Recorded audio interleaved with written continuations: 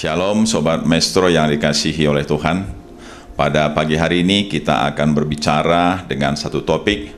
Kekuatan kehendak akan memampukan kita untuk menjalani kehidupan dan untuk mengambil keputusan di dalam kehidupan kita.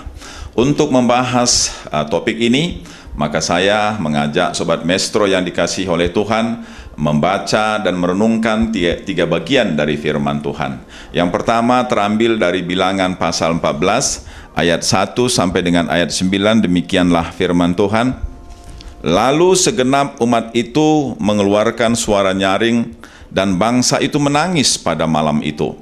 Bersungut-sungutlah semua orang Israel kepada Musa dan Harun, dan segenap umat itu berkata kepada mereka, "Ah, sekiranya kami mati di tanah Mesir atau di padang gurun ini.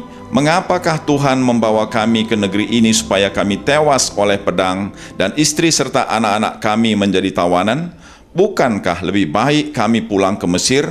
Dan mereka berkata seorang kepada yang lain, "Baiklah kita mengangkat seorang pemimpin, lalu pulang ke Mesir." Lalu sujudlah Musa dan Harun di depan mata seluruh jemaah Israel yang berkumpul di situ. Tetapi Yosua bin Nun dan Kaleb bin Yefune yang termasuk orang-orang yang telah mengintai negeri itu mengoyakkan pakaiannya dan berkata kepada segenap umat Israel, "Negeri yang kami lalui untuk diintai itu adalah luar biasa baiknya. Jika Tuhan berkenan kepada kita, maka Ia akan membawa kita masuk ke negeri itu dan akan memberikannya kepada kita suatu negeri yang berlimpah-limpah susu dan madunya.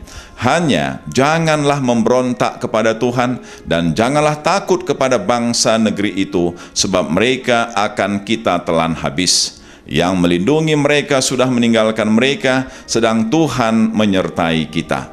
Janganlah takut kepada mereka." Sobat Maestro yang dikasihi oleh Tuhan, kita lihat ada 12 kepala suku yang menjadi pengintai. Ada 10 kepala suku itu yang tahu bahwa negeri itu berlimpah dengan susu dan madunya. Tetapi mereka tidak punya kekuatan kehendak. Mereka tidak punya kehendak yang besar. Sehingga tantangan dan ancaman mengaburkan semangat mereka. Sehingga akhirnya mereka sendiri mengatakan pada ayat yang keempat, "Baiklah kita mengangkat seorang pemimpin lalu pulang ke Mesir." Maka orang-orang yang tidak punya kekuatan kehendak biasanya, kalau menghadapi masalah kemudian akan mengatakan, lebih baik kita mundur, lebih baik kita pulang. Tetapi ada dua orang yang punya kehendak yang besar, yaitu Kaleb dan Yosua.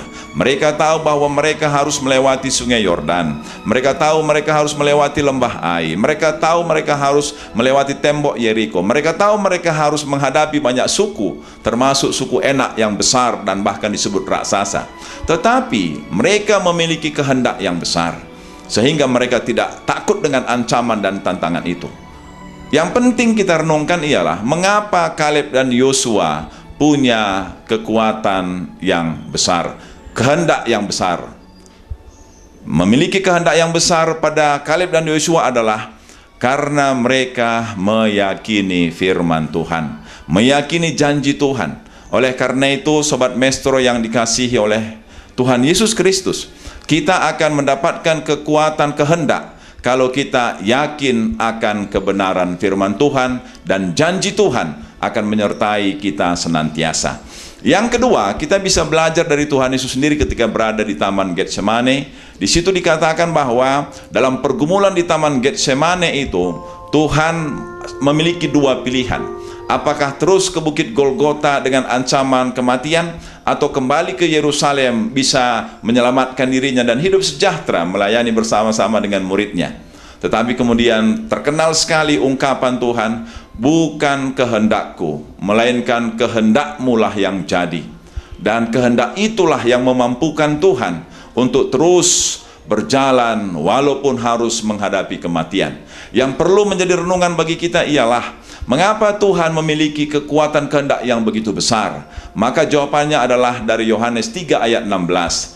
Karena begitulah besarnya kasih Tuhan Yesus kepada kita, sehingga Ia mengabaikan risiko kematian yang harus dihadapinya. Oleh karena itu, kekuatan kehendak akan menjadi sangat menolong kita kalau kita melandaskan kekuatan kehendak kita pada mengasihi Tuhan dan mengasihi sesama. Dan yang ketiga ialah kita belajar dari Rasul Paulus, karena dia adalah rasul yang paling besar, yang mengalami penderitaan yang paling besar, tapi menulis surat yang paling banyak, dan juga melahirkan gereja yang paling banyak, dan juga murid-murid yang paling banyak.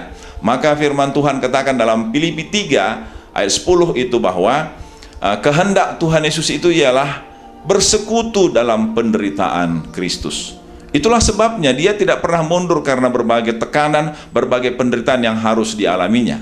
Oleh karena itu kita mau belajar apa rahasia mengapa seorang Paulus tidak mundur oleh berbagai rasa sakit, rasa terancam, rasa terhalang dan sebagainya. Jawabannya ialah karena Rasul Paulus melandaskan kehendaknya pada ketaatan kepada Yesus Kristus. Oleh karena itu, Sobat Maestro yang dikasihi oleh Tuhan, kekuatan kehendak akan memampukan kita menjalani kehidupan dan bahkan mengambil keputusan. Tetapi kehendak kita harus berlandaskan pada satu, keyakinan seperti Kaleb dan Yosua, dua, kasih seperti Tuhan Yesus, dan yang ketiga, ketaatan seperti Rasul Paulus. Dengan demikian, maka kita akan bisa menjalani kehidupan walaupun harus melewati keadaan-keadaan yang sulit. Tapi kalau kehendak kita memiliki kekuatan, maka kita akan mampu menjalaninya.